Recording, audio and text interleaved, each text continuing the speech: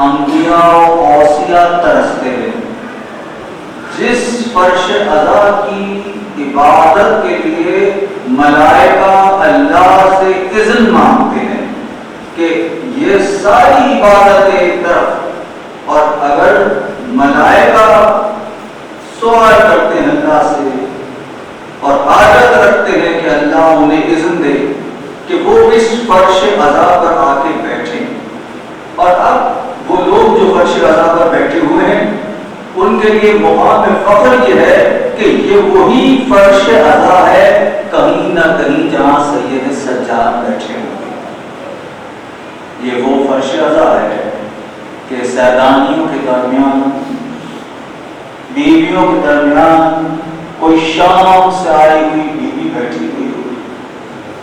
یہ فضائل، یہ ذکر تو ہمارے لیے عبادت کا سبب ہے، مگر وہ چند ذکر اور آنسو جو مجلس کے اختتام پر بہائے جاتے ہیں یا جو آنکھیں نمالود ہو جاتی ہیں، تو سیدہ تو انہی نمی آلود آنکھوں کی منتظر ہیں۔ شام والی بی بی تو بہت یہ تمنا لے کر آتی ہے کہ ہمیں تو رونے نہ دیا گیا، مگر میرے چاہنے والے، میرے بھائی کے چاہنے والے کس طرح کیا کر رہے ہیں۔ تو ہمیں چاہیے کہ اس تجدید وفا کے لیے اپنے آپ کو آمادہ رکھیں کہ ہم جس طرح دل سے لگا کے عزاداری کو رکھا اور حسین کے غم کو اور اس کے نانا کے دین کو جیسے ہم نے سینے سے لگا کے رکھا، یقیناً جب ماہ ایام عزا ہوتے ہیں تو نمازوں میں بھی اضافہ ہو جاتا ہے، عبادات میں بھی اضافہ ہو جاتا ہے، اخلاق میں بھی اضافہ ہو جاتا ہے، تبرک میں بھی اضافہ ہو جاتا ہے، انسان کا دل نرم ہو جاتا ہے کہ میں دوسروں کو دوں، دوسروں کو عطا کروں، اس لیے کہ یہ حسین کے نام کا ہے۔ تو حسین کے نام کا ہے تو برکتوں کے ساتھ ہے، تو حسین کی برکتیں قیامت تک ہیں، کیونکہ حسین شہید ہے جو سید الشہداء ہے، اور شہید کبھی موت سے ہمکنار نہیں ہوتا اور اپنے رب سے حیات دائمی پاتا ہے اور اپنے رب سے رزق عطا پاتا ہے، اور جو رزق حسین اپنے رب کی بارگاہ سے حاصل کر رہے ہیں وہ اسے آپ ہی پر لوٹا دیتے ہیں۔ تو ہم یہ دیکھتے ہیں کہ بہت سے بہت تندرست بھی ہے اور گھر میں مسائل کا شکار بھی ہے، لیکن تبرک اور مجلس کا انتظام بہرحال ہو جاتا ہے اور اللہ اس میں برکتیں بھی عطا کر دیتا ہے، اور یہ فیض ازل سے تھا اور 61 ہجری کو جس کی تجدید ہوئی اور یہ قیامت تک کے لیے جاری رہے گا، ہم ہوں نہ ہوں، یہ نسل بعد نسل حسین کا ذکر بھی ہوگا، عباس کا علم بھی، علم بھی ہوگا، اور حسین کا ماتم بھی ہوگا۔ درود پڑھنے محمد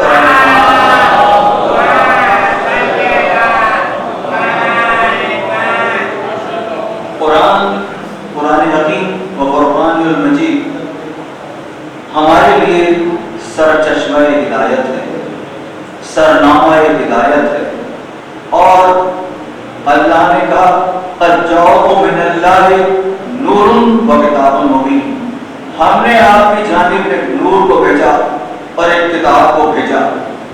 تو اللہ نے کہا کہ نور کا بھی اتباع کرو اور کتاب کی بھی پیروی کرو۔ کتاب کے ساتھ حفاظت کے لیے نور آیا، نور اللہ کی طرف سے نازل ہوا، کتاب بھی اللہ کی طرف سے نازل ہوئی۔ تو اب اللہ نے کتاب کا وارث وارثان کتاب کو بنایا، کتاب کا عالم عالم کتاب کو بنایا۔ اللہ نے کہا ثم اورثنا الکتاب الذین اصطفینا من عبادنا، اور پھر ہم نے کتاب کا وارث اپنے مصطفیٰ بندوں کو بنایا۔ ہم نے کتاب کا وارث کسے بنایا؟ مصطفیٰ بندوں کو۔ اور جب پوچھا جائے تو قرآن سے پوچھو کہ یہ مصطفیٰ بندے ہیں کون، تو اللہ نے سورہ آل عمران میں کہا ان اللہ اصطفیٰ آدم و نوح و آل ابراہیم و آل عمران علی العالمین۔ اللہ نے نون کو اللہ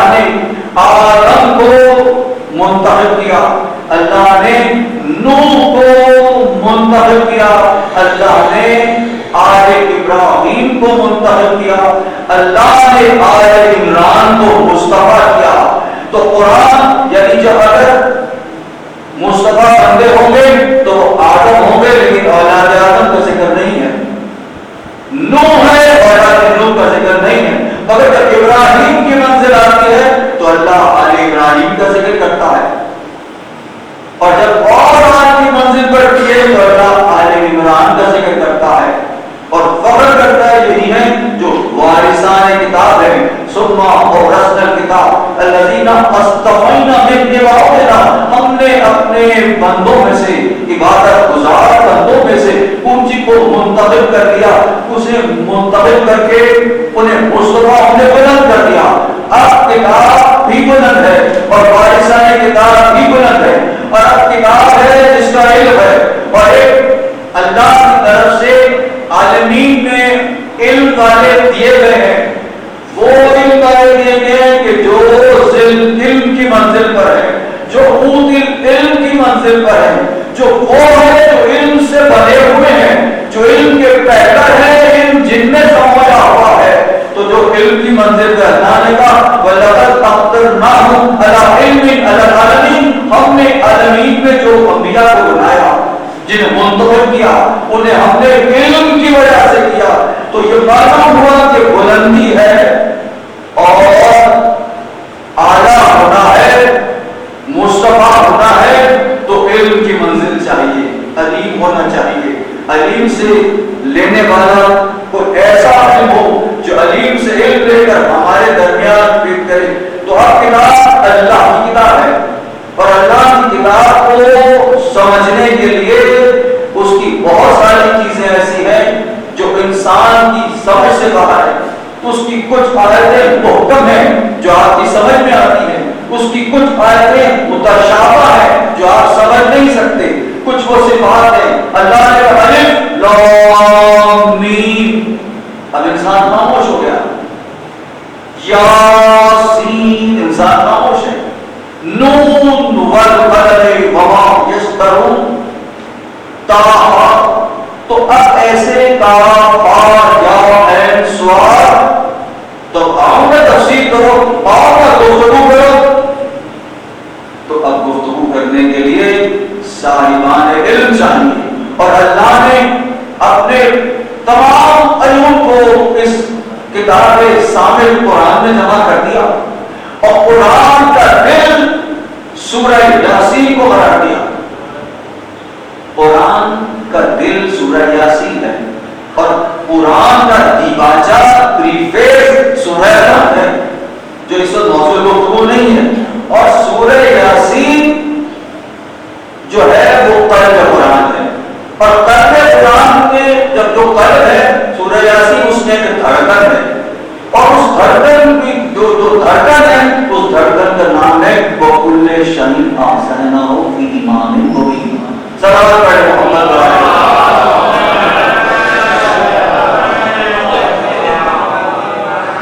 اللہ نے کہا کہ ہم نے ہر شے کا، کل شیء کو ہم نے احاطہ کر دیا، احاطہ کر دیا کس میں؟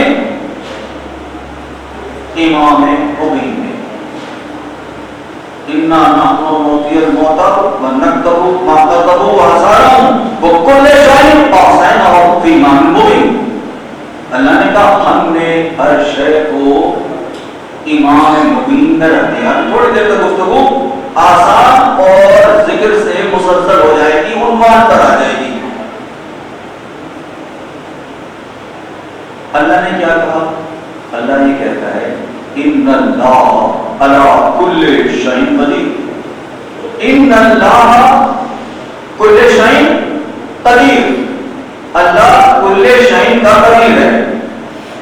شے آپ جانتے ہیں دنیا کی ہر شے جس کو عدم سے وجود میں لایا اللہ، ہر شے جن و انس، انسان، ذیل، جاندار، غیر جاندار، عالمین میں جتنا کچھ ہے وہ سب شے ہے. اور اگر میں کہوں کہ میں کل مجمع کو جانتا ہوں تو یہ میرا دعویٰ غلط ہوگا، کیونکہ میرا علم اتنا نہیں ہے کہ میں علم کو جان سکوں.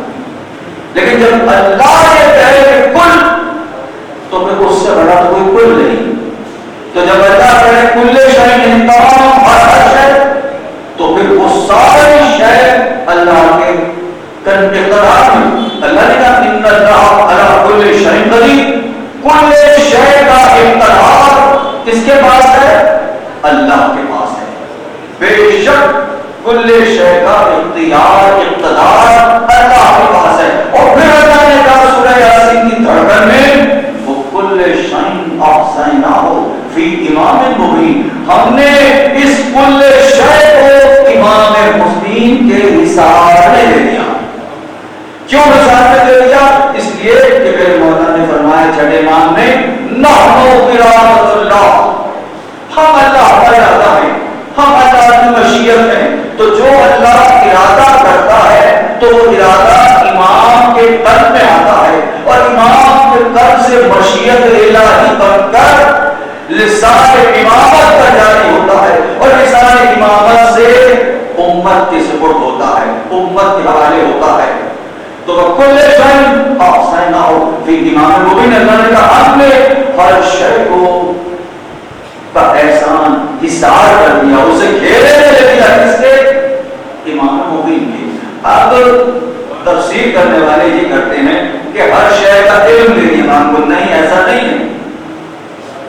اللہ نے ہر شے کو سما لیا قلب امام میں، قلب امام مبین میں. اب جو امام ہوگا، جو امام مبین ہوگا، وہ دسترس رکھتا ہوگا پوری کائنات پر. چونکہ حضرت ابراہیم علیہ السلام جب امتحان میں کامیاب ہوئے تو کیا کو ملا؟ انی جاعلک للناس اماما.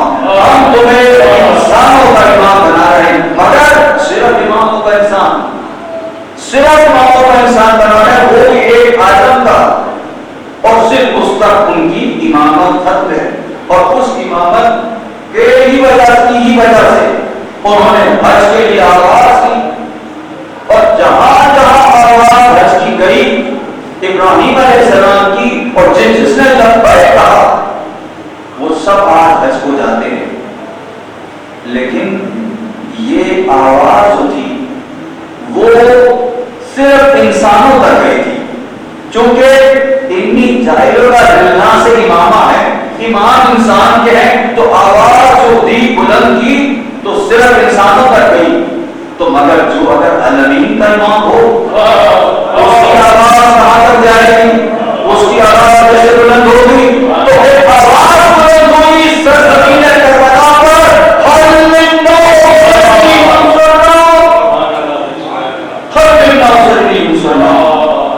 تو آپ انسانوں نے بھی سنی، سرگوں میں بھی سنی، پشتوں میں بھی سنی، ملائکہ نے سنی، سکار سوالات نے سنی، انبیاء نے سنی، مرسلین نے سنی، اولیاء نے سنی، عرش اہل عرش نے سنی، کرسی نے سنی. سب تک امام کی آواز ہے. کیوں؟ کہ امام مبین ہے، امام عالمین ہے. تو اسی کی وجہ ہے کہ آپ سرزمین کربلا پر انسان کی زیارت کو جاتے ہیں. جس نے حسین کی صدا کو لبیک کہا، حج میں ناصرنی جو سننا کی، وہ سب زیارت کو جاتے ہیں. جتنی دفعہ کہا اتنی دفعہ جاتے ہیں. اور کسی اور کے یہاں نہیں ہے، خانہ کعبہ میں نہیں ہے، مگر یہاں انبیاء بھی آتے ہیں زیارت کو، اوصیاء بھی آتے ہیں. اس لیے سب پر آواز ہے نہیں، ملائکہ بھی نازل ہوتے ہیں. حسین کی زیارت کو، اس کے طواف کو ملائکہ بھی آتے ہیں. کیوں ملائکہ آتے ہیں؟ اس لیے کہ عالمین کا امام ہے. اور ملائکہ کیوں نہیں آئے گا کہ پہلی شفاعی ملائکہ کے فضل حسین کے حوالے سے پائے. ضرور پڑھیں. اور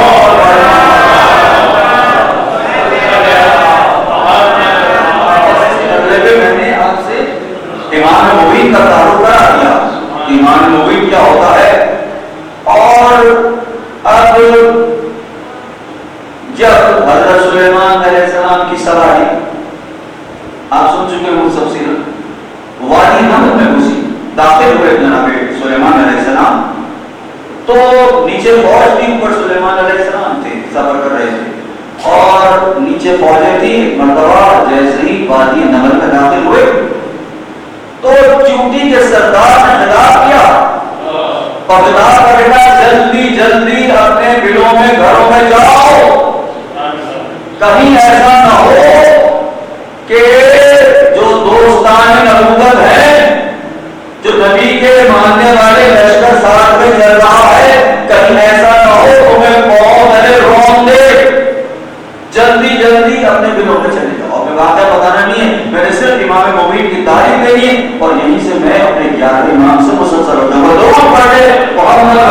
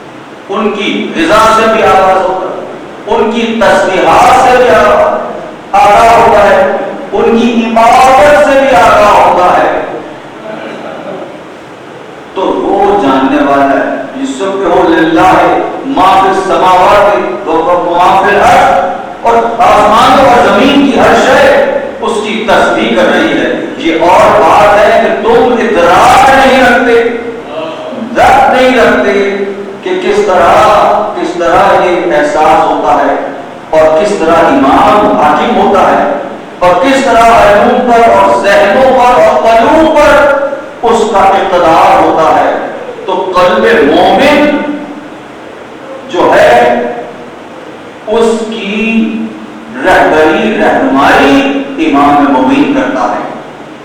اب ہر دور میں ہمارے امام مبین جو ہمارے 12 امام مبین ہیں، انہوں نے ہر دور میں تمام عالم پر حکمرانی کی، عالمین پر۔ جناب اب دیکھ لیں ابراہیم علیہ السلام کی کتنی زبردست نبوت ہے اور ان کی امامت انسانوں کی امامت ہے، اور پھر کتنی فضیلت ہے، اور اس کی کائنات پر ہو جہاں جہاں الحمدللہ رب العالمین ہے، اس عالم پر امام مبین کی حکومت ہوتی ہے، امام کے اختیار میں ہوتا ہے، امام کے اقتدار میں ہوتا ہے۔ تو ہر دور میں اپنا امام مبین ہے، لیکن اتنی تمام کچھ فضیلتوں کے بعد طاغوتی قوتیں اس امام مبین کی عظمتوں کو، اس کے علم کو برداشت نہ کر سکیں، اور ہمیشہ طاغوت ان کے سامنے سر اٹھا کے آتا رہا۔ معجزات بھی دیکھتے تھے، سب کچھ دیکھتے تھے، اس کے باوجود ضد پر ڈربی پر قائم تھے اور ایمان نہیں لاتے تھے، سامنے سے دیکھتے تھے۔ ہم یہاں بیٹھے ہوئے ان معجزات کو سن کر ایمان لاتے ہیں آپ سب لوگ، اور وہ سامنے دیکھ کر بھی ایمان نہیں لایا کرتے تھے۔ اب دور آہستہ آہستہ ایک امامت سے دوسری امامت میں، دوسری سے تیسری میں مسلسل داخل ہوتی رہی، یہاں تک کہ آپ جانتے ہیں کہ چوتھے امام نے جب حکومت کی سازشیں بڑھ گئیں اور انہیں تبلیغ نہ کرنے دی تو امام نے دعا کا سہارا لیا، اور پھر جب منزل بڑھی تو دور امام جعفر صادق آیا،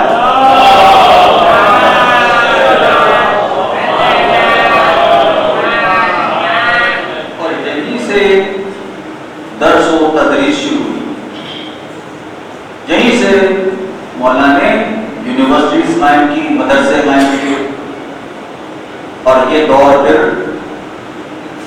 امام موسی کاظم کے پاس واقع ہوا۔ جب امام موسی کاظم علیہ السلام کے دور میں درود پڑھے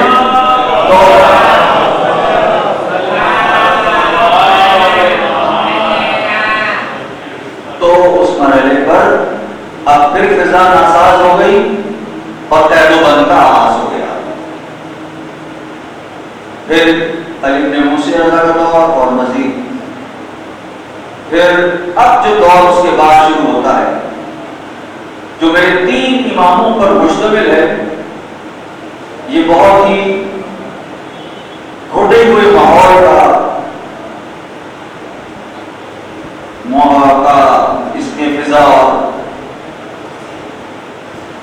ماحول کی آلودگی بہت زیادہ ہے، اور وہ اس طرح سے کہ اب انہیں معلوم ہو گیا تھا کہ امامت اپنے آخری مراحل میں داخل ہو رہی ہے، اور سب کو یہ معلوم تھا کہ ایک آخری رہبر آنے والا ہے، ایک آخری محمد آنے والا ہے، اور جو دنیا کو اس طرح عدل سے بھر دے گا جس طرح یہ جور و ستم سے بھری ہوئی ہے۔ اور آپ جانتے ہیں کہ ظالم اور جابر اگر ڈرتا ہے کسی بات سے تو عادل ہے، جب وہ استبداد کے سامنے، جب ظلم کے سامنے عدل و انصاف کی بات کوئی کر دے تو پھر اس کی حالت خراب ہو جاتی ہے، اس کے پاس رہنا مشکل ہو جاتا ہے کہ ظلم کے ذریعے کی جانے والی حکومت قائم نہیں رہ سکتی۔ تو اب یہ آخری دور ہے امام محمد تقی علیہ السلام کا،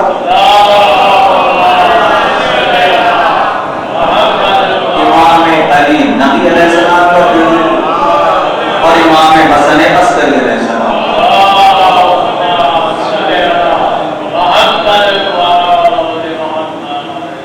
اب اتنی اذیتیں دی گئیں ان ائمہ کو، اماموں کو، کہ جناب امام محمد تقی کی عمر صرف 25 سال، 25 سال میں شہادت ہو گئی۔ امام علی نقی علیہ السلام 41 برس، 41 ایئرس۔ اور یہ جس کا آج ہم شہزادے کا تذکرہ کر رہے ہیں، ان کی عمر مبارک فقط 28 سال، اور سب سے زیادہ دشمنی ہمارے اس امام سے کی گئی، اس لیے کہ جو عباسی حکمرانوں نے اقتدار چھینا تھا وہ انہی فاطمی اور ہاشمی گھرانوں کی حکومت کو دینے کے نام پر حاصل کیا تھا، لیکن اقتدار میں آ کے وہ انہی کے دشمن ہو گئے، اور دور متوتر کا شروع ہوا، اور اتنا ظلم سے بھرپور دور ہے کہ جہاں دیواریں کا جو گہرا تھا وہ سادات کے لہو سے چنا جاتا تھا، یہی وہ دور تھا کہ جہاں امام حسین علیہ السلام کے روزے پر پانی چھوڑا گیا، جہاں حل چلانے کی کوشش کی گئی، یہ وہی دور تھا، اور جب لوگ تغیہ کرنے لگے تو یہ متوکل ایسا حکمران تھا کہ جب لوگ تغیہ کرنے لگے تو اس نے کہا دیکھو یہ جو سڑک کی جو راستہ تھا، آج میں سے سڑک کہہ رہا ہوں، جو چلنے کی روش ہے اس پہ جگہ جگہ علی کا نام زمین پر لکھ دو، جگہ جگہ اپنے مولا کے نام کو زمین پر رکھ دو، اور دیکھو کون پیر بچا کے چلتا ہے اور کون پیر رکھ کے چلتا ہے۔ اتنی حد تک تھا، آپ جانتے ہیں کہ پھر شیعہ تو ظاہر ہے کہ مولا کا نام بچا کے چلتے تھے اور پکڑے جاتے تھے، اور اسی طرح آپ جانتے ہیں کہ وہاں پر یہ حالت تھی کہ پہلے ہاتھ ایک کٹوانا پڑتا تھا، پھر 2 کٹوانا پڑتے تھے حسین کے روزے کی زیارت کرنے کے لیے، تو یہ بہت مشکل دور تھا۔ اس دور میں اب امام علی نقی علیہ السلام نے اور امام حسن عسکری علیہ السلام نے اب کیونکہ معلوم تھا کہ غیبت صغریٰ کا آغاز ہوگا جو غیبت کبریٰ میں بدل جائے گی، تو انہوں نے اپنے وکیلوں کا نظام نافذ کر دیا۔ تو 8ویں امام کے دور سے ہی وکیل نامزد ہونے شروع ہوئے، پھر 9ویں امام کے دور میں نام نہیں لے رہا باقی آپ کا درود واجب ہوا باقا، اور پھر 10ویں امام نے اس کو توسیع دی، اور 11ویں امام نے اس پر خاص کام کیا۔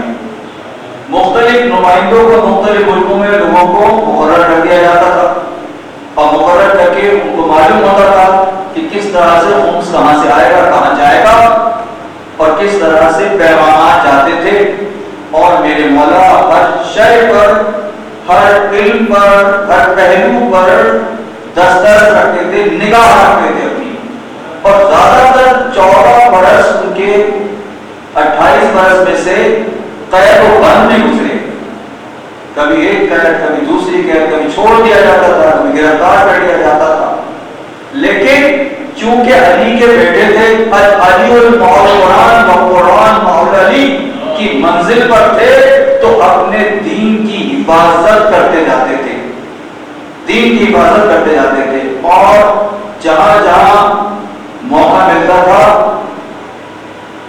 انہوں نے اپنے پاس کچھ شاگرد رکھے ہوئے تھے، زیادہ تر وقت تو قید خانوں میں گزرا، جیل میں گزرا، لیکن جو بھی وقت ملتا تھا تو اپنے شاگردوں کو تفسیر قرآن بیان کرتے تھے، اور وہ زبانی سن لیتے تھے اور اسے لکھا کرتے تھے، وہی تفسیر قرآن تفسیر امام حسن عسکری علیہ السلام کے نام سے محفوظ ہوئی،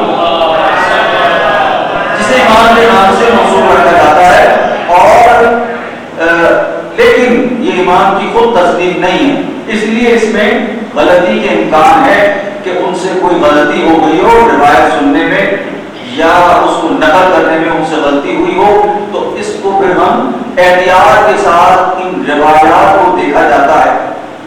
تو اس زمانے میں جہاں مشکل وقت آتا تھا اور حکومت وقت مشکل میں پڑ جاتی تھی، تو اس وقت یہ انہیں خیال ہوتا تھا کہ اب امام سے مدد لو، اس وقت امام سے مدد لو، تو کہیں اب میں نے آپ سے یہ کہا کہ امام مبین وہ امام ہے کہ جس کی کائنات کی ہر جنس پر حکومت ہے، سورج چاند ستارے انسان حیوان، اب انسان کو چونکہ اللہ نے مختار کر دیا اپنے اعمال میں، تو انسان کو تو تم خرید سکتے ہو مگر بے زبان حیوان کو کوئی خرید نہیں سکتا۔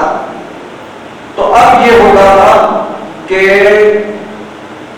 محل میں ہفتے میں 2 دن عمرہ جمع ہوتے تھے اور وہ سب بیٹھ کے منصوبہ بندی کرتے تھے امام کے خلاف. اور محل میں حاکم نے بطخیں پالی ہوئی تھی, جانور تھے, گھوڑے تھے, اور جب بہت عروج پر محفل پہنچتی تھی تو نعوذ باللہ تمسخر کرنے کے لیے اس وقت امام کو بلاتے تھے. جب ہنسی مذاق طنز کی محفل عروج پہ ہوتی تھی اس مقام پر امام کو بلاتے تھے. اور اب راوی کیا لکھتا ہے کہ جب یہ محفلیں اپنے کمال پر تو اپنے عروج پر پہنچتی تھی تو ایسے میں امام کو طلب کیا جاتا تھا. اور حاکم نے ایسی بطخوں کو رکھا تھا کہ اگر کوئی باہر سے مہمان آئے تو وہ شور مچا دیا کرتی تھی اور پتہ چل جاتا تھا کون داخل ہوا ہے کیسے. محل کے پچھلے حصے میں تھی تو پہلے سے منصوبہ ہوتا تھا کہ امام آئیں گے تو یہ کرنا ہے, عزت نہیں دینی ہے, یہ مذاق کرنا ہے, اس طرح کی بات. تو لیکن ربی کہتے ہیں جیسے ہی امام کی سواری پہنچتی تھی تو ایک دم تمام مرغابیاں خاموش ہو جایا کرتی تھی. جو گھوڑے ہیں ان کی ہنہناہٹ بند ہو جاتی تھی اور جب محفل میں داخل ہوتے تھے روب سے سب کھڑے ہو جاتے تھے اور جو تھوڑی دیر پہلے تمسخر کر رہے تھے وہ بھول جاتے تھے اور امام جو روب سے کچھ امام کی بات و نصیحت لے کے چلے جاتے. دونوں پڑھنے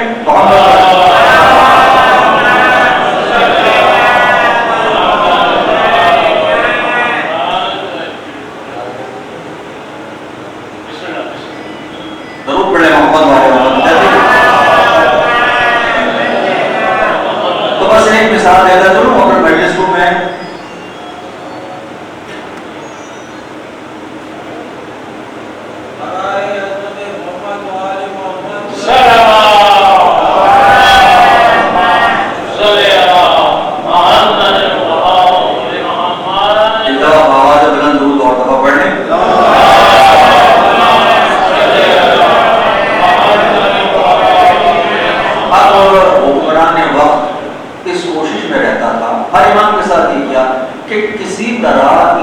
ماننے والوں کے سامنے ان کی ہم کوئی ایسی بات ہو جائے کہ رسولت اور رسوائی نعوذ باللہ بات نہیں کہہ سکتا امام کے لیے, کوئی ایسی ہو جائے تو خود ہی بدزن ہو کے چلے جائیں آپ چاہنے والے ان کے ماننے والے.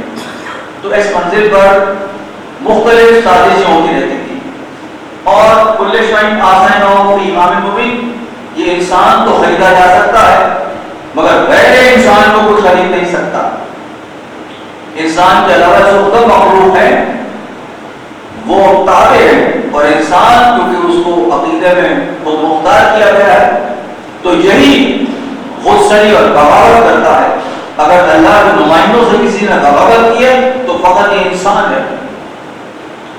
تو اب متوکل نے گھوڑوں کا بہت شوقین تھا, ایک بہت عربی نسل کا شاندار قیمتی گھوڑے کو خریدا. اس نے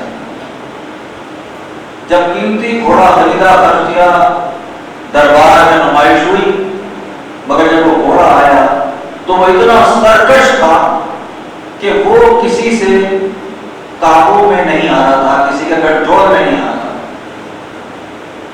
گھوڑا کہا گیا. اب بادشاہ نے کہا خلیفہ نے کہ جو ماہرین ہیں گھوڑوں کو سدھانے کے ان کو بلایا جائے. پورے ملک سے اہم ترین ماہرین آئے. جیسے گھوڑے کی خرید جاتے وہ سوار نہ ہونے لگنے پر اگلے پیروں سے یا پچھلے پیروں سے انہیں الٹا دیتا. اگر کوئی زبردستی بیٹھ جاتا تو نیچے پٹا دیتا اسے. ہر ممکن کوشش کی, نہیں ہو سکا تو پھر دربار کے ایک خوشامدی نے ایک خلیفہ کے چاپلوس نے کہا خلیفہ ایک ایسا حل بتاتا ہوں تجھے کہ اس کام کا بس تیرے لیے مفاد ہی مفاد ہے, تیرے فائدے میں ہے وہ کام. خوشوا خلیفہ کہنے لگا اچھا ایسا کون سا ہے کہ جو میرے فائدے ہی فائدے میں. کہنے لگا ایسا کرو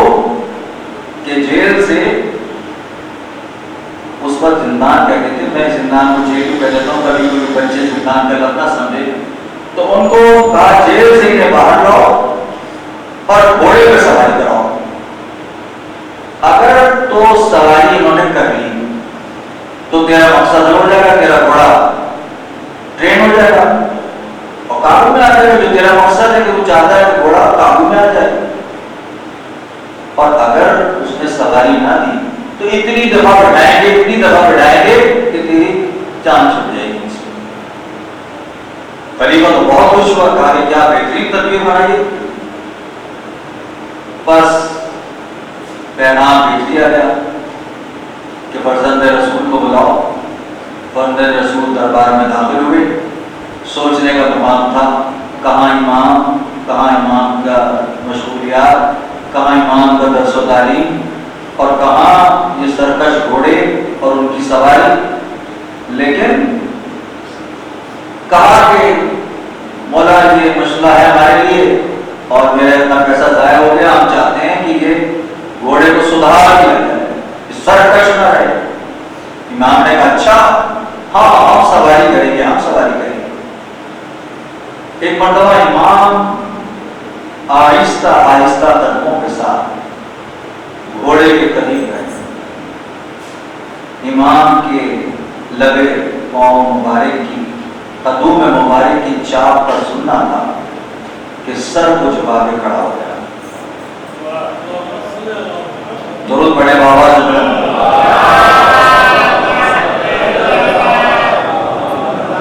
امام سوار ہوئے، امام اترے، دربار میں چکر بھی لگایا، عرب دیکھ رہا ہے، سبحان اللہ کی صدائیں ہیں، الحمدللہ کی صدائیں ہیں فرزند رسول کی۔ تو وہ اب وکل شیء احسنہ، امام مبین ہر شے امام مبین کے اختیار میں ہے۔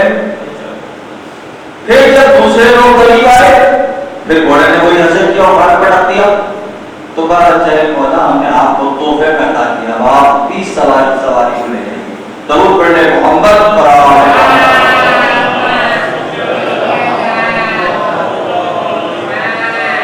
اب اس منزل پر امام نے قرآن کی طرف غور کیا اور توجہ دی۔ اس دور میں بعض دفعہ جب تعلیم ضرورت سے زیادہ ہو جاتی ہے، دنیا کی تعلیم، تو انسان سنک جاتا ہے، بیٹھ جاتا ہے۔ ضرورت سے زیادہ تعلیم اس کو غلط راہ پہ ڈال دیتی ہے۔ اسی طرح اس دور میں ایک مفکر تھا، بہت اسٹڈی کرنے والا تھا، عربی دان تھا، اسحاق کندی۔ اسحاق کندی نے کتاب لکھی اور اس کا نام یہ رکھا تضادات فی القرآن۔ قرآن کے اندر تضادات کو اس نے بیان کیا۔ اس نے نعوذ باللہ کہا کہ قرآن کی آیتوں میں آپس میں ایک دوسرے سے تضاد اور ٹکراؤ ہے۔ اس لیے اس نے کتاب لکھنے کی کوشش کی۔ 20 سال کا عرصہ اسے لگا کتاب لکھتے لکھتے۔ کتاب منظر عام پر نہ آ سکی، لیکن اس کی شہرت دور دور تک ہو گئی۔ جب دور دور تک شہرت اس کی ہو گئی تو اب لوگ قرآن مجید سے منحرف ہونے شروع ہوئے کہ کہا اتنا بڑا عالم میں کتاب لکھ رہا ہے جس میں تضادات پیش ہوں گے اور یقیناً وہ صحیح ہوں گے، تو ان کا دین اور ان کا عقائد ہل گئے۔ جب ان کے دین اور عقائد ان سے ہل گئے تو پھر مجبور ہو گئے، جب سلطنت ہاتھ سے نکلنے لگی تو اب پھر امام کو یاد کیا۔ اسی طرح جب یہ چند مرحلے ہوتے تھے تو امام زندان سے باہر آ جایا کرتے تھے، اور پھر امام نے اپنے شاگردوں میں سے شاگرد کو منتخب کیا اور کہا جاؤ اسحاق کندی کے ساتھ رہو، زانو ادب طے کرو اور اس کے ساتھ تم اپنی انڈرسٹینڈنگ پیدا کرو، تم پہ اعتماد کرنے لگے، پھر میں تمہیں بتاؤں گا کہ کیا کرنا ہے۔ کچھ عرصے کے بعد وہ بہت اعتماد کرنے لگا، اس پر جب بہت اعتماد کرنے لگا تو اس نے کہا مولا اب وہ مجھ پہ بہت اعتماد کرتا ہے، ہر کتابیں اس کی میرے پاس ہیں، آپ کہیں آپ کو کیا ضرورت ہے کیا بات نہیں، مجھے کچھ ضرورت نہیں ہے، بس تم جا کے اس سے ایک سوال کر دینا، اور سوال یہ کرنا کہ استاد آپ جو یہ آقا قرآن کی جو آیتوں کا آپ مطلب پیش کرتے ہیں اور تفسیر پیش کرتے ہیں، تو کیا ظاہر ہے کہ آیت قرآنی ہے اور قرآن کی آیتوں کو پیش کرنے کا اللہ کا ایک منشا ہے، اس کا ایک غرض اور مقصد ہے، اس آیتوں کی تفسیر کی کچھ اللہ کی مرضی ہے، وہ جیسے چاہتا ہے اس طرح سے آیتوں کو بیان کرتا ہے، تو تم نے جو یہ آیتوں کی ریسرچ کری ہے، تو تحقیق کری ہے، تو کیا تم نے آیتوں کو اس طرح سے سمجھا ہے جس طرح اللہ بتانا چاہ رہا تھا، یا آپ نے اپنی مرضی سے آیتوں کو سمجھا ہے؟ ایک مرتبہ شکل دیکھنے لگا، کہنے لگا کہ یہ سوال تمہیں کس نے بتایا ہے؟ تو اس نے کہا کہ نہیں، بس بیٹھے بیٹھے میرے دماغ میں ذہن میں خیال آ گیا تھا۔ کہا یہ تمہارا خیال اتنا نہیں، میں 20 سال سے یہ تضادات جمع کر رہا ہوں، میرے ذہن میں تو یہ خیال نہیں آیا کہ تمہارے خیال میں کہاں سے آیا ہے؟ تو پھر اس نے بتا دیا کہ یہ سوال میرے امام نے مجھے بتایا۔ ضرور پڑھے محمد۔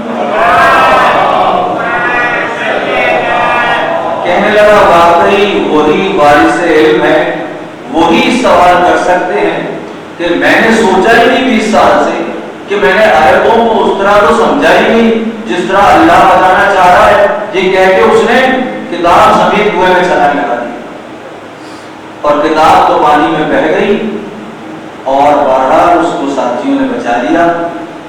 تو اس طرح امام ہر قدم پر، چونکہ کل شیء احصیناہ فی امام مبین ہے، تو امام اسے بچاتے رہے، اور ایسی ایسی کئی منزل آتی جس نے ان کو مدینے سے بلا کر اپنی فوجی چھاؤنی میں رکھا۔ ابھی آپ بس تھوڑا سمجھ لے لوں، اور جیسے ہی مجھے معلوم ہوگا کہ تابوت تیار ہو گیا تو میں مزید مسائل پر چلا جاؤں گا۔ ضرور پڑھیں محمد بھائی۔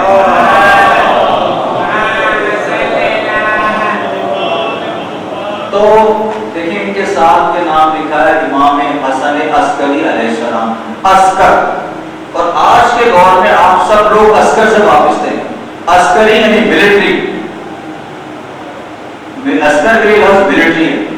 پہلے شروع میں یہ جو شہر سامرا تھا یہ ملٹری کا بیس تھی، چھاؤنی تھی، فوجی چھاؤنی، جیسے ہمارے یہاں ملٹری کی بیس ہیں یا سی او ٹی کا بیس ہے یا چھاؤنیاں ہوتی ہیں ہر صوبے میں، شہر میں، تو اس طرح یہ ملٹری کی ایک چھاؤنی، ایک کیمپ تھا جہاں فوجیں رہا کرتی تھی۔ تو اس نے وہاں پر بعد میں ایک شہر کو تعمیر کیا، اور شہر کا نام تھا سر من رہا۔ سر من رہا، جس نے دیکھا وہ اس کا دماغ معطل ہو گیا، خوشحال ہو گیا، شاداب ہو گیا اس نے دیکھا، اور پھر سر من رہا، اور پھر یہ کثرت استعمال سے سامرا بن گیا۔ اس سامرا میں اس نے فوجی چھاؤنی کو بعد شہر بنایا، بہت خوبصورت شہر بنا یہ سامرا، لیکن تب تک خوبصورت رہا جب تک کہ ہمارے زندان والے امام نہیں تھے۔ چھٹے امام کے بعد سے یہ شہر جو تھے، یہ جو بھی جہاں سے جہاں امام جاتے تھے وہ پھر وہاں ویرانی آتی تھی، تو امام 11ویں امام کی شہادت کے بعد سامرا ویران ہو گیا، اس میں وہ خوبصورتی نہ رہی جو کبھی تھی، اس لیے کہ جہاں امام ہوتا ہے وہیں اللہ کی برکتیں اور رحمتیں ہوتی ہیں، اور جب امام کے ساتھ ظلم ہوتا ہے تو پھر اللہ اپنی نعمتوں کو سلب کر لیتا ہے، اٹھا لیتا ہے، چھین لیتا ہے تم سے نعمتوں کو۔ وہی اس شہر کے ساتھ ہوا، تو اس نے بلوایا مدینے سے، اور مدینے سے بلا کے سامرا کی فوجی چھاؤنی کے اس علاقے میں رکھا۔ لیکن ہمارے بھی شہر میں کچھ جگہیں ہوتی ہیں، کوئی پوش ایریا ہے، کوئی مڈل کلاس ہے، کہیں دوسرے جونیئر لوگ رہتے ہیں، تو وہاں ایک بستی تھی جہاں غلام رہا کرتے تھے، تو اس نے امام کو بلایا، کوئی پروٹوکول نہ دیا، اور ان کو اس غلاموں کی بستی میں رہائش دی، اور وہیں سے کبھی زندان جاتے تھے، یعنی جیل میں جاتے تھے اور کبھی رہی ملتی تھی، تو وہ علاقہ عسکر کہلاتا تھا، تو وہیں سے ہی ہمارے دونوں امام عسکرین کہلائے۔ اور اس کے ساتھ ایک اور وجہ بھی عسکر کہنے کی، وہ بھی وجہ فوجی ہے۔ وہ فوجی وجہ ہے کہ جب امام علی نبی علیہ السلام کو اس نے اپنے فرزند امام عسکری کے ساتھ بلایا تھا یہیں شہر میں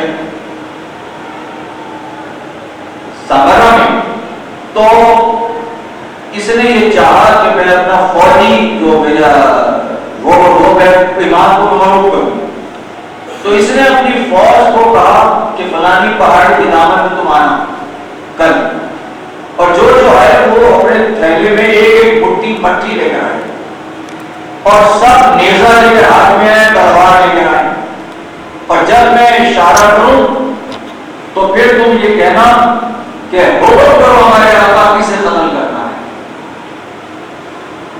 یہاں یہ اپنی عسکریت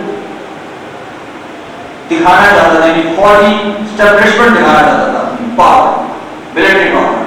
تو اب امام نے کہا ٹھیک ہے، کہنے کا امام آئیے میں آپ کو اپنے ملٹری کا معاہدہ کراؤں گا۔ امام پہنچا، پہاڑ کے امام بھی کھڑے ہو گئے، یہ بھی کھڑا ہو گیا۔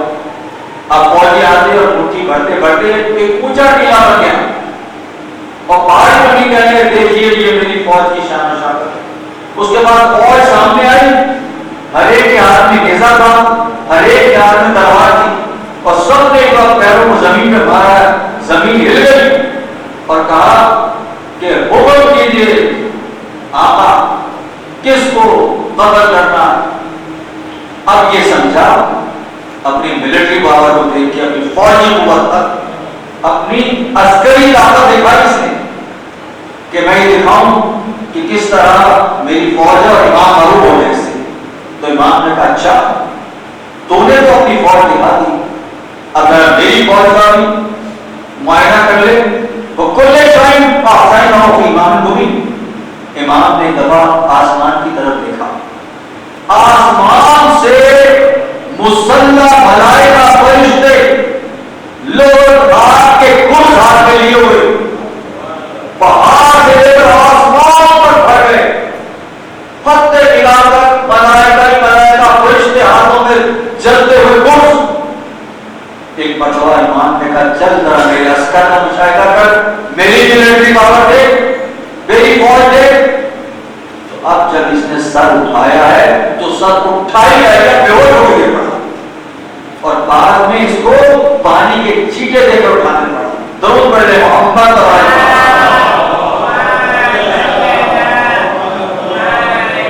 اور یہاں یہ منزل تھی، یہاں یہ ہدایت تھی کہ کسی طرح 12واں دنیا میں نہ آنے پائے اور 12ویں کی آمد کو روک لیا جائے۔ اسی لیے مولا کو زندان میں رکھا جاتا تھا، ایڈجسٹ کر کے رکھا جاتا تھا کہ دو ظاہری طور پر اس امام کی آمد نہ ہو، اور سیکورٹی انٹیلیجنس گھر میں جاتی تھی، تمام لوگ جاتے تھے گھر، جو فوجی سپاہی تھے، جو جاسوس تھے، وہ درس لینے کے لیے، مسئلہ پوچھنے کے لیے گھر جاتے تھے، لیکن تھے جاسوس کے لیے کر رہے ہوتے تھے۔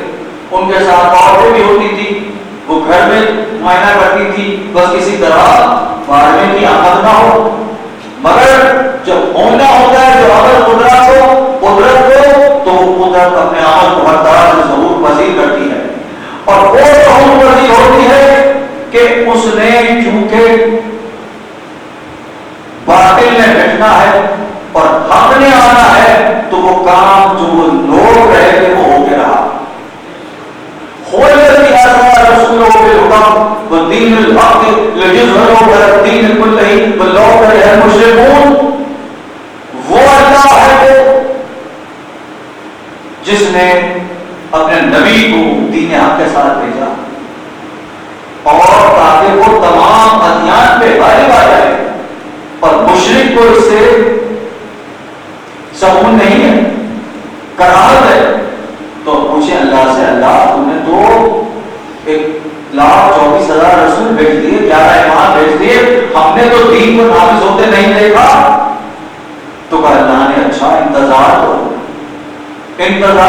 اور پھر وہ 15ویں شب جہاں اللہ نے اپنی آخری حجت کو دنیا میں بھیج دیا. درود پڑھے محمد.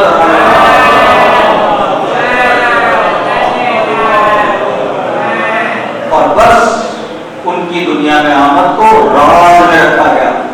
گھر والوں کو بھی نہیں پتا تھا کہ کس وقت آمد ہوگی اور کیسی ہوگی. اور یہ امام جس وقت شہادت میں میری رائے امام کی ہوئی ہے 4 یا 5 برس کا سن نہیں تھا.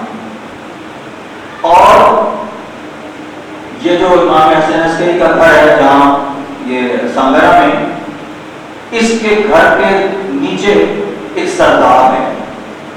وہاں پر کیونکہ موسم شدت بڑا ہوتا تھا، گرمیوں میں سخت گرم اور سردی میں سخت سرد. تو گرمی میں جو نیچے سرداب کا پانی ہوتا تھا وہ ٹھنڈا ملتا تھا اور سردیوں میں وہ تھوڑا گرم ملتا تھا. تو یہ نیچے سرداب رکھا گیا تھا اور یہی وہ سرداب ہے جہاں سے جگہ شہرا ہوئی ہے. تھوڑی سی اپنی بدر دماغ کو سنیں تو بعد میں منزل مسائل میں بیان نہیں کر سکوں. درود پڑھے محمد اور آل محمد. جس وقت میں یہ منزل مسائل میں نہیں پڑھوں گا اس وقت میں تعلق برآمد ہوگا.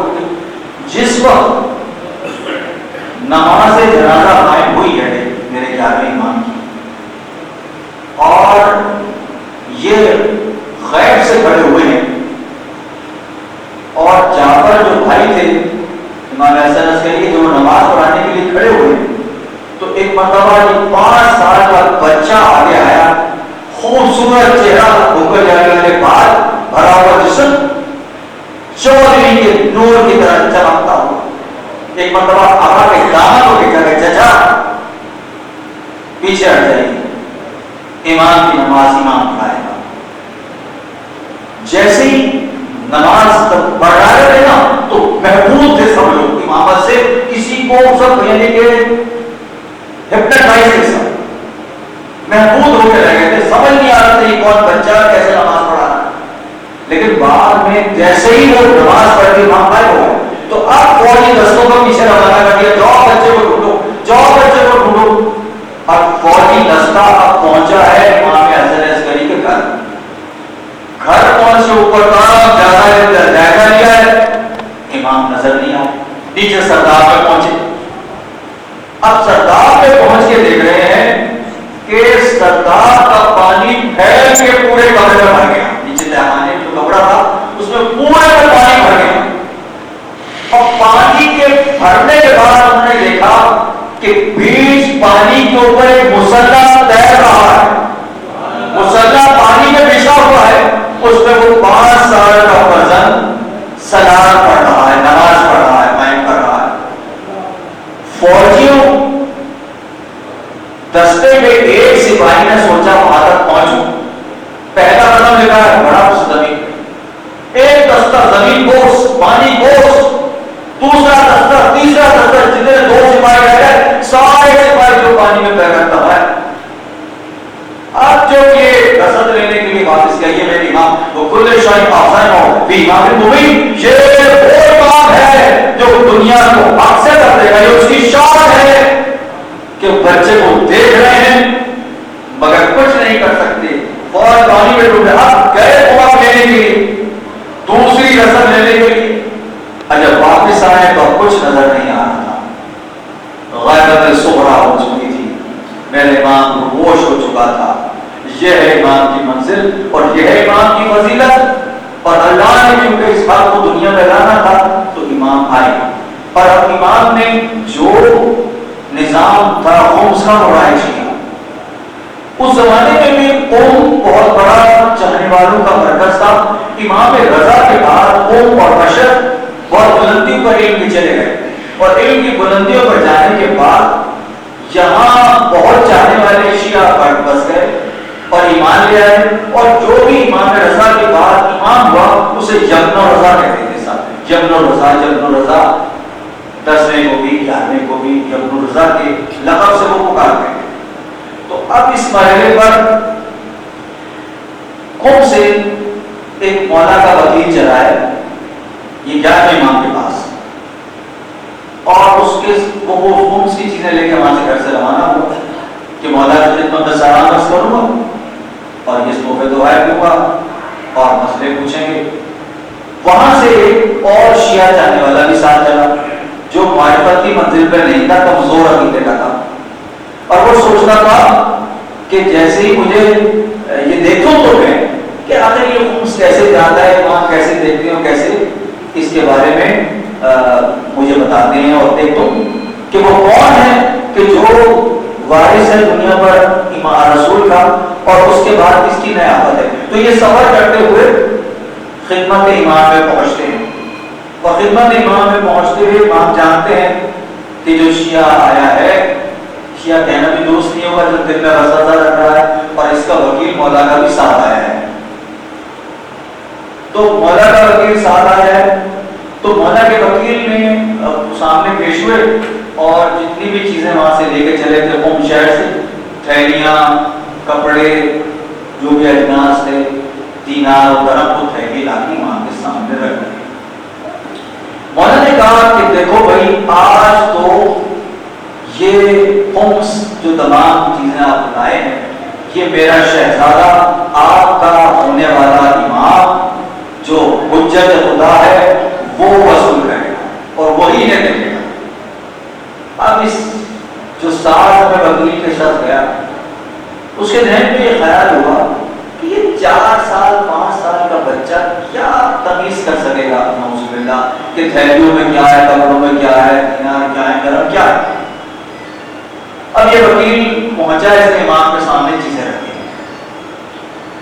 امام نے کہا پہلی تھیلی کھولو,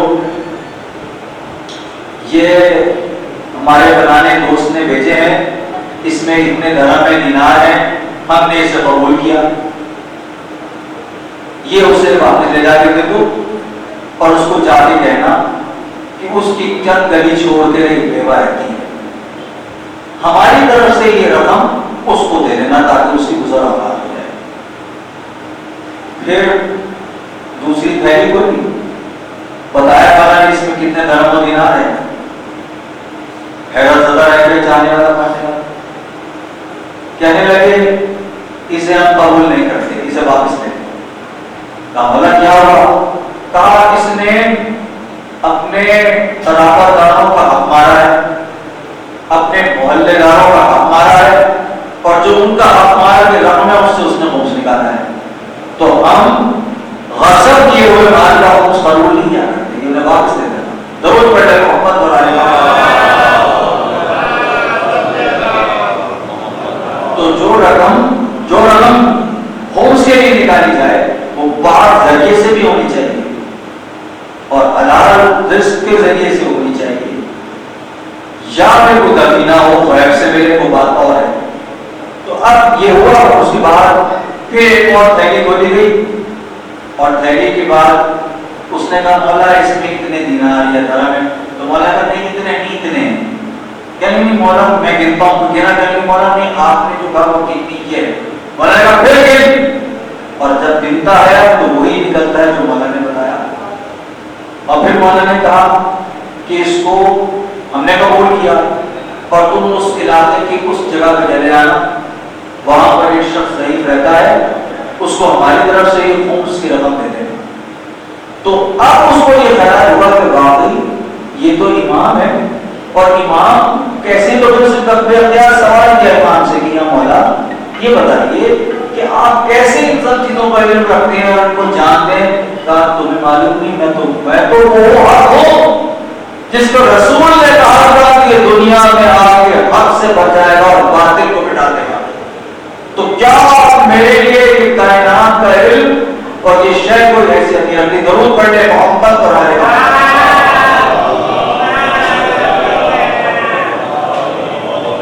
آخری آپ کے سامنے فضائل کا پہلو رکھتا ہوں جو مسلمان کا پھر منزل مسائل کے مسلسل ہوں تاکہ کچھ معلومات اس امام کی مظلومیت کے آپ کے سامنے پیش کر سکوں.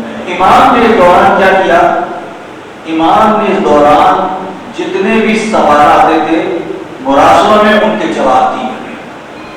جتنی کتابیں اس وقت تک لکھی جاتی تھی آخری مراحل آپ ہو جاتی, اور میں انشاءاللہ اب تک یہ معروضات بجانا پڑتا ہوں. ضرور پڑھے محبت والے.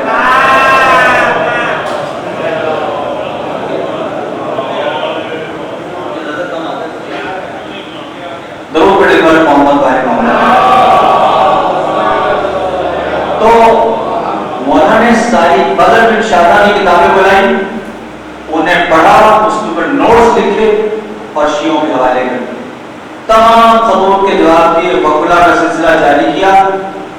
اور مولا کا کام یہ تھا کہ مستقل یا تو زندان میں رہتے تھے، یہ زندان سے جب انہیں حجرے میں بھیج دیا جاتا تھا کچھ عرصے کے لیے تو پھر یہ تحریر شروع کر دیتے تھے۔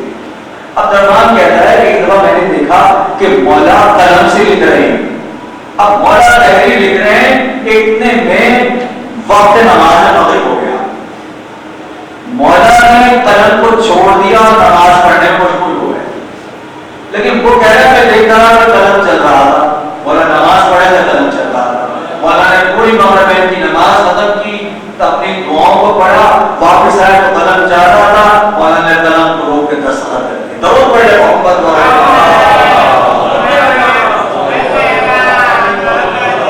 جب اتنے انہوں نے کمالات کی منزلوں کو دیکھا تو اب سوچا کہ چلو اب کوئی طریقہ ہمارے ساتھ نہیں رہا ہے، بس یہ کسی طرح سے ان کو زہر دے دیا جائے تاکہ اس سے دو ہمارے فائدے حاصل ہوں گے۔ ایک تو یہ فائدہ ہوگا کہ امام دنیا سے چلے جائیں گے، اور دوسرا فائدہ یہ حاصل ہوگا کہ بیٹا طرح کے سامنے آ جائے گا اگر کوئی ہے، باقی شدت برداشت نہیں کر سکتا۔ جو یہ تو حسن ہے نا ہمارے سلسلے کے، حسن مشتبہ اور حسن عسکری، حسن مشتبہ کو جو زہر دیا گیا وہ زہر غالب تھا، اس نے لمحوں میں امام کے جگر کو کاٹ کے رکھ دیا، اور امام زیادہ گھنٹے زندہ نہیں ہے۔ اور یہ جو زہر دیا گیا یہ آہستہ آہستہ اثر کرنے والا زہر تھا، جو ربیع الاول کی پہلی یا دوسری تاریخ کو میرے معلوم دیا گیا، اور زندان کی قید تھی، اور زندان میں ایک زندان سے دوسرا زندان، دوسرے زندان سے تیسرا زندان، اور جس زندان میں رکھتے اور جس زندان کے زندان بان یعنی جیل کے جتنے سیکورٹی گارڈ ہوتے تھے آج کے زمان میں، جو سختیاں کرنے پر ٹارچر کرنے کے لیے لگے جاتے تھے، تو تھوڑی دیر کے بعد جب انسپیکشن ٹیم آتی تھی تو وہ یہ دیکھتی تھی کہ وہ نماز پڑھ رہے ہیں، یہ بھی نماز پڑھ رہے ہیں، وہ سجدہ کر رہے ہیں، یہ بھی سجدہ پڑھ رہے ہیں، انہوں نے روزہ رکھا ہے، انہوں نے بھی روزہ رکھا ہوا ہے، تو پھر وہ ایک دربان سے دوسرے دربان میں زندان میں بدل دیتے تھے۔ پھر آخری زندان ایسا تھا کہ جو سرنگ کی طرح سے تھا، اور جب مولا کا چاہنے والا کسی طرح سے اندر پہنچا ہے تو دیکھتا ہے، وہ بتاتا ہے کہ بمشکل ایک آدمی کے کھڑے ہونے کی جگہ تھی، جس میں آخری 2 سال میرے مولا نے گزارے ہیں، اور بالکل نہیں ہو گئے تھے میرے امام، یہ عادت ہو گئی تھی، اور جب زہر دینے سے کے بعد اور کیفیت بدل گئی تھی۔ لیکن اس سے پہلے ایک امام مبین کا ذکر حضور نے جب اس زہر دینے سے پہلے ایک واقعہ اور ہوا، اور وہ واقعہ یہ ہوا کہ اس نے کہا کہ یہ جس بھی کو میں سیکورٹی پہ رکھتا ہوں، ٹارچر پہ رکھتا ہوں، وہ ایمان لے آتا ہے، اور ایمان لانے کے بعد ان کے ساتھ نماز پڑھنے لگتا ہے، تو اب میں یہ لے جاؤں گا اپنے گھر، اور ان کو گھر لے آ کے ایسی حیثیت دوں گا کہ یہ جانور نہ ہو سکے۔ کچھ دنوں کے لیے اپنے گھر منتقل کیا، اپنے گھر کے کمرے میں بند کر دیا۔ اب گھر والے جانے والے مولا کے، اور اس سے کہہ رہے ہیں تو کس کو قید کر کے لایا ہے، تو وہ نیت نہیں بنا تھا، آسان کہتا ہے خالی۔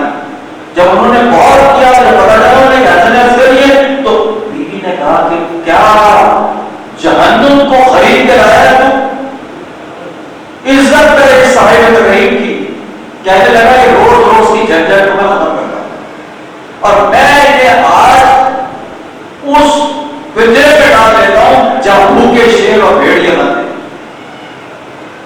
اور اطمینان سے مولا کو لیا گرفتار کیا، اور اس بڑے ایک جیل کی طرح پنجرا تھا جس میں مہینوں کے بھوکے شیر اور درندے بند تھے، اور اس کے بعد دروازہ کھولتا ہے اور انہیں دھکا دے کے نعوذ باللہ چلا جاتا ہے، جا کے سو جاتا ہے۔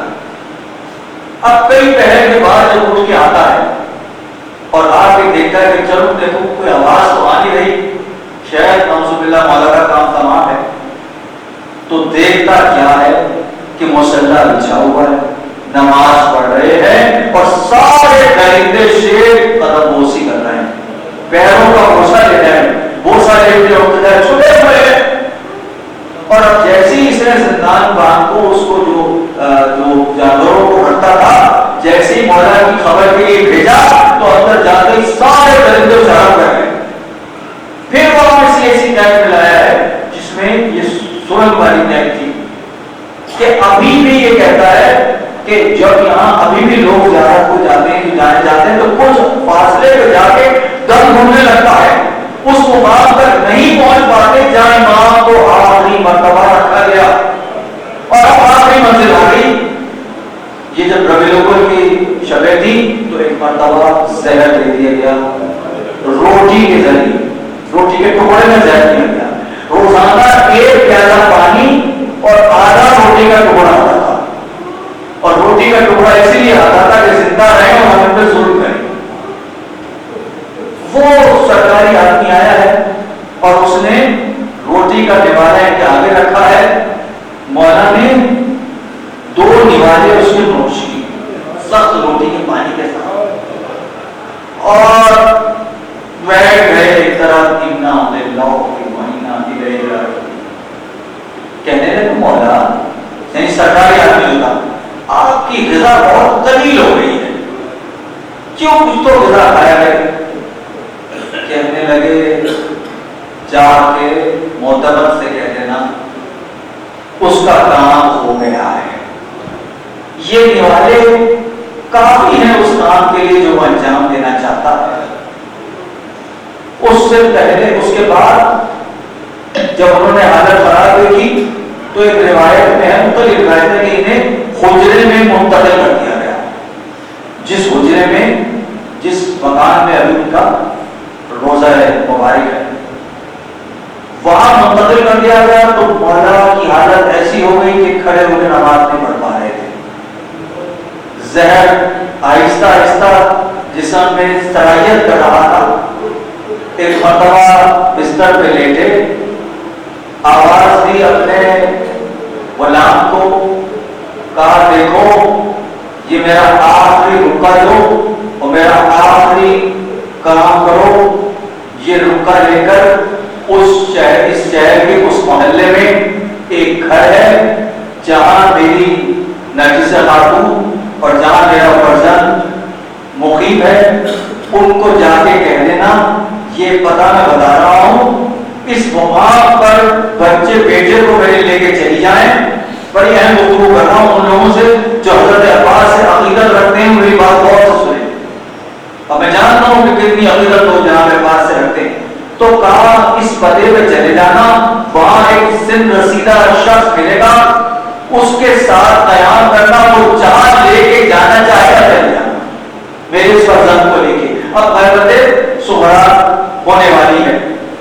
تو اس نے کہا کہ مولا یہ بتائیے کہ اگر شہزادی عالم ملکہ عالم مجھ سے کچھ سوال کرے اس شخص کے بارے میں کہ وہ کون ہے تو میں کیا جواب دوں؟